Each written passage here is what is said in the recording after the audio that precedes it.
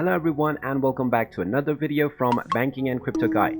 In this video, I'm going to show you how to log into your account with Commerce Bank. So let's get started right away. First of all, just go ahead and open up your web browser and then type in commercebank.com in the address bar and press enter. You will now be taken into the official website of Commerce Bank. Now in order to log into your account, you can use the login option right at the home page by selecting your account type from the drop-down menu. After selecting your account type, you simply need to enter your customer ID and then click on the login button to log into your account. You can also click on the login button at the top right corner and this will open the login pop-up.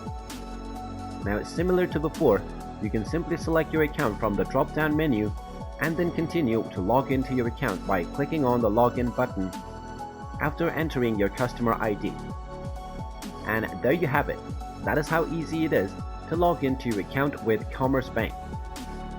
If you find this video helpful, make sure you hit that like button and subscribe to our channel if you haven't done so already. Also ring that notification bell to never miss another update from us. Thank you for watching and I will see you again in the next video.